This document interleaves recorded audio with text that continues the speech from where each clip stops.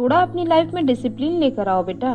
क्या आपके पेरेंट्स ने कभी आपसे ऐसी बातें कही है? और स्कूल में तो हमें टीचर कहते ही रहते हैं। इवन स्कूल में तो एक प्रॉपर फॉर्मेट होता है डिसिप्लिन को लेकर, रूल रेगुलेशन को लेकर।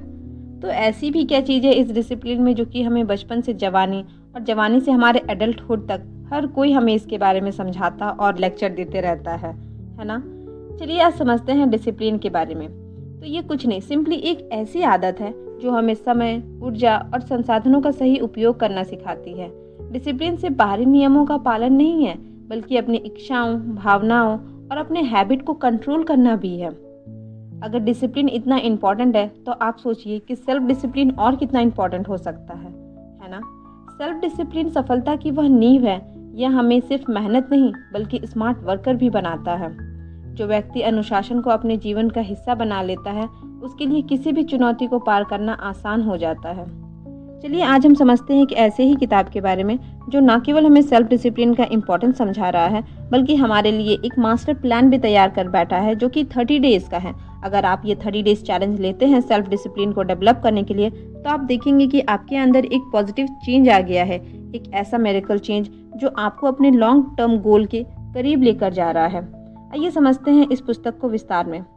Self discipline 30 days to self discipline नामक ये एक पुस्तक 2016 में प्रकाशित है। 30 डेज टू ग्रेटनेस श्रृंखला का एक हिस्सा है जो हमें अनुशासित जीवन जीने की ओर मोटिवेट करता है। आधुनिक जीवन की तेज रफ्तार, तकनीकी व्याकुलता और अस्थिर दिनचर्या के बीच यदि कोई एक ऐसा गुण है जो व्यक्ति को अपने लक्ष्य की ओर अग्रसर करता है, तो वह है आत्म अनुशासन अर्थात सेल्फ डिसिप्लिन। यही विषय लूसिया जॉर्जिया की एक प्रभावशाली पुस्तक self discipline 30 days to self discipline का केंद्र बिंदु है।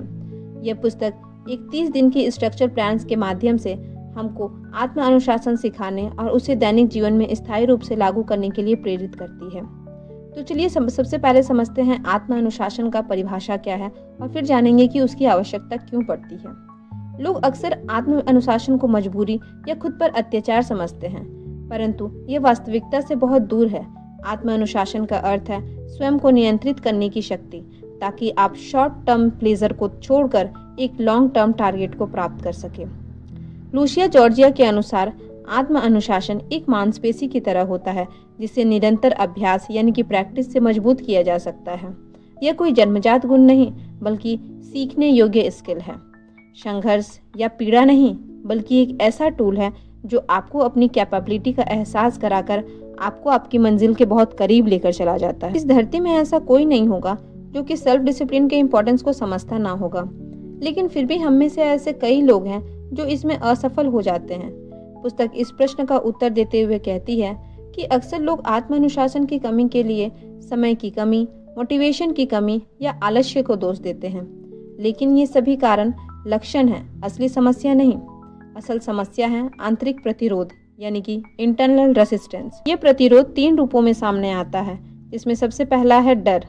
लोग असफल होने से या आलोचना से इतना ज़्यादा डरते हैं कि वे आगे स्टेप ही नहीं लेना चाहते हैं। उनके अंदर सेल्फ मोटिवेशन खत्म हो जाता है, उनके अंदर असुविधा का भाव आ जाता है और जिसके कारण से इनसिक्योरिटी जैसी फीलिंग उनके अंदर जन्म ले लेती है।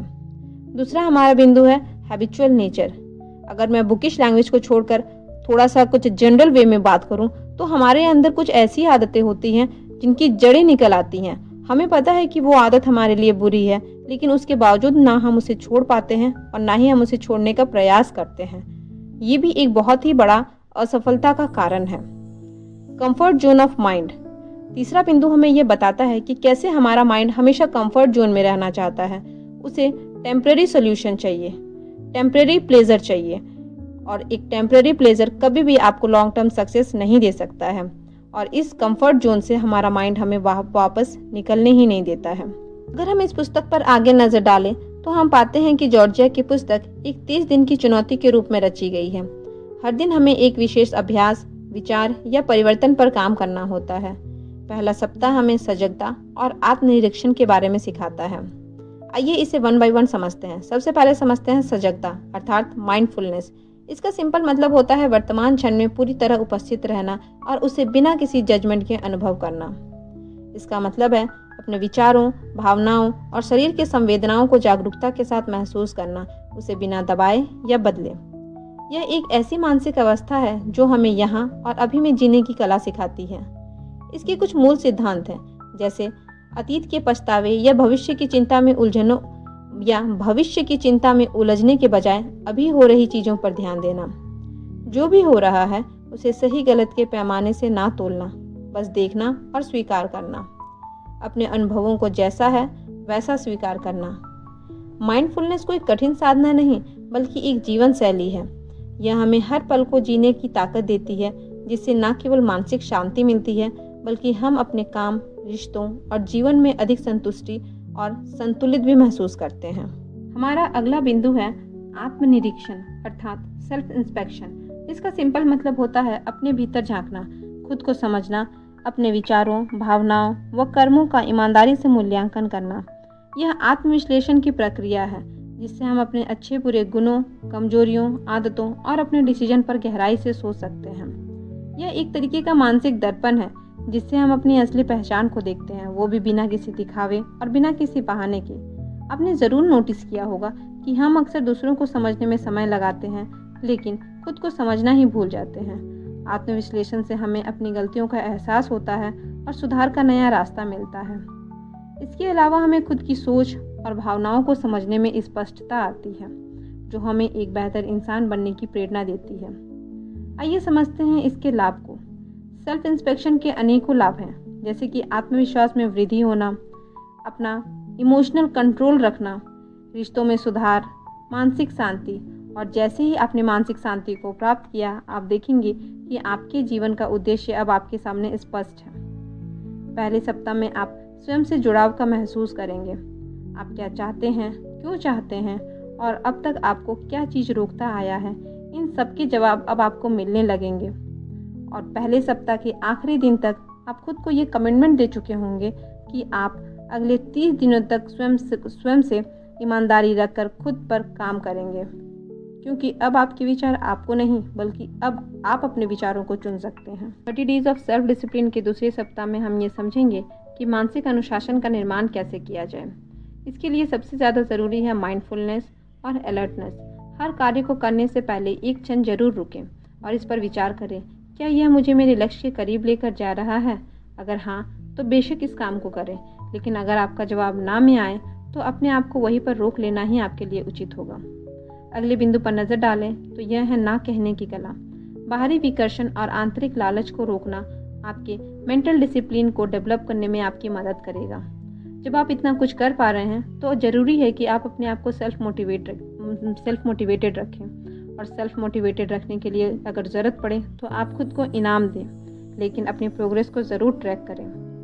अब आप इतना समझ गए होंगे कि अनुशासन प्रेरणा से नहीं बल्कि निर्णय से उत्पन्न होता है। अपने ऊपर इतना काम करने के बाद हम 30 डेज ऑफ सेल्फ डिसिप्लिन के लास्ट वीक में पहुंच चुके हैं, जहां हम आत्मनियंत्रण को समझेंगे। ये जो सेल्फ डिसिप्लिन है, ये केवल मेंटल नहीं बल्कि इमोशनल भी होना चाहिए। हम जानेंगे कि कैसे हम अपने आप को कंट्रोल करके रख सकते हैं, और ये मेंटल और इमोशनल दोनों तरीके का हो सकता है। इसमें सबसे पहला बिंदु है हमारा तनाव और असफलता का सामना। असफलता को आलोचना नहीं बल्कि फीडबैक के रूप में देखना चाहिए। याद रखें, ये जो असफलता आपने प्राप्त की है, ये कोई मंजिल नहीं है बल्कि आपकी जर्नी का एक पार्ट है, इसलिए इससे घबराएं बिल्कुल भी नहीं। इसके लिए आप एक काम कर सकते हैं, और वो है सेल्फ टॉक अर्थात स्वयं संवाद। नकारात्मक सोच को पहचानिए और उसे पॉजिटिव रूप में बदलिए। जैसे ही आप इस काम को कर पाएंगे, आप देखेंगे कि आपका जो कंट्रोलिंग पावर है वो बढ़ते चला जा रहा है। इसके अलावा आप लॉन्ग टर्म पर्सपेक्टिव रखिए, जैसे कि लक्ष्य को निरंतर दृश्य में रखना, जिसमें आप विजन बोर्ड बना सकते हैं, जर्नलिंग कर सकते हैं या विजुअलाइजेशन कर सकते हैं। ये सारे ही मेथड आपको आपके टारगेट तक तो पहुंचाएंगे ही, साथ ही आपको आपके अंदर सेल्फ कंट्रोल की भावना को भी जागृत करेंगे।